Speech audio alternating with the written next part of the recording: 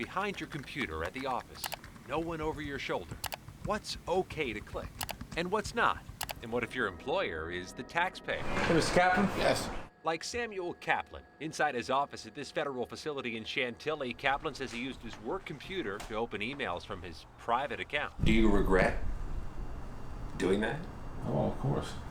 Of course. I mean, it was the best way I could describe it is ridiculous for me to do that. Included in those emails, sexually explicit images. He admits some were even of children. That doesn't sound rational. And that's what it is. It's irrational. He'd later plead guilty to possession of child porn and served 3 years prison time through 2014. The NBC4 I-Team was tipped that although such extreme cases are rare, we should investigate just how often some federal workers kill time on the job looking at adult pornography. Using the Freedom of Information Act, we sought records from 12 major federal agencies, some of the largest government employers in D.C. and nationwide, asking only for their most egregious cases. Cases in which internal investigators were called in or in which the employee admitted hours of porn viewing a day.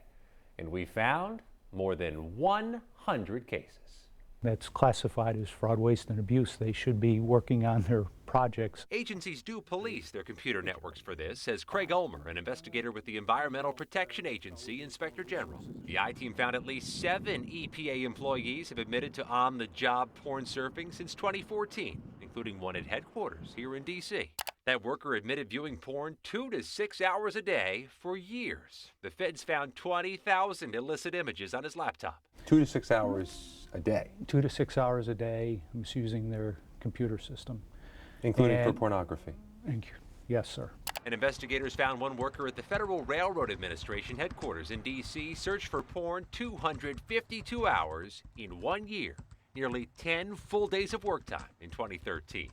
At the Justice Department, which prosecutes illegal pornography and time fraud by government workers, the I-Team found nearly 24 cases in just the past few years. And what does that say to the person in the next cubicle? Congressman Mark Meadows chairs the subcommittee which oversees the federal workforce and said the cases found by us are unacceptable. That's the thing that your work has shown, is that this is not just an isolated incident at one particular agency. We're starting to find it across almost every agency. And he said the problem will grow until federal agencies pass a sweeping zero-tolerance policy. One offense, and you're gone.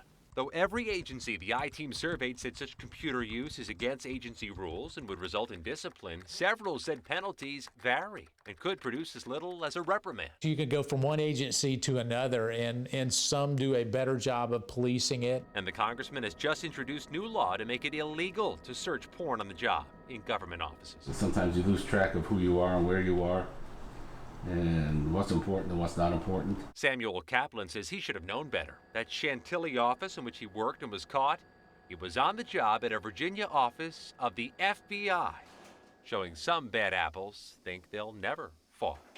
Scott MacFarlane, NBC4 I-Team.